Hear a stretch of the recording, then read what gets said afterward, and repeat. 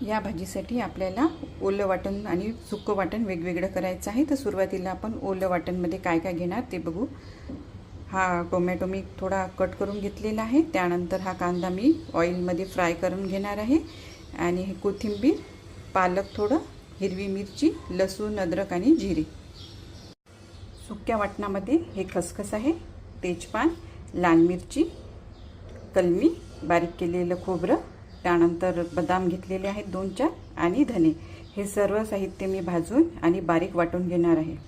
अशा प्रकारे ओलं आणि सुक्कं वाटण आपण फ्राय करून आणि मिक्सरला बारीक वाटून घेऊयात। हे बघा, कढईमध्ये मी तेल घेतलेलं आहे, त्यामध्ये जिरे आणि तेजपान घातलेलं आहे। आता आपण मॅरिनेट केलेलं चिकन यामध्ये टाकूयात। इथे तुम्ही बघू शकता मी कढईमध्ये मॅरिनेट केलेलं चिकन टाकलेलं आहे। एक लसणाचा अख्खा गाठा सुद्धा सोडलेला आहे।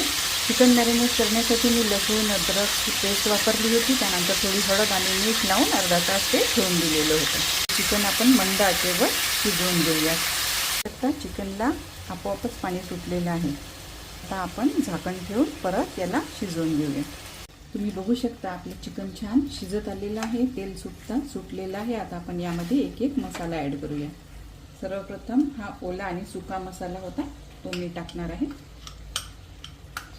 थोडी कसुरी मेथी घालूया आणि हा सावजी चिकन मसाला।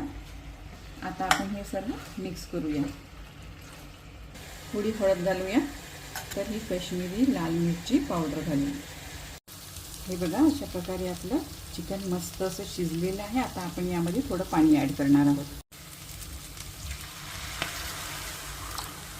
आपण यामध्ये पाणी घातलेलं आहे। आता थोडी कोथिंबीर घालूया आणि 3 ते 4 मिनिटे छान उकळ्या येईपर्यंत त्याला शिजवून घेऊया। बघा, आपलं खमंग असं चिकन रेडी आहे। आपली चिकन थाली रेडी आहे। हे आहे मस्त असं तर्रीदार चिकन, सॅलड, कांदा, लिंबू आणि भाकरी। तुम्हाला ही चिकनची माझी रेसिपी कशी वाटली?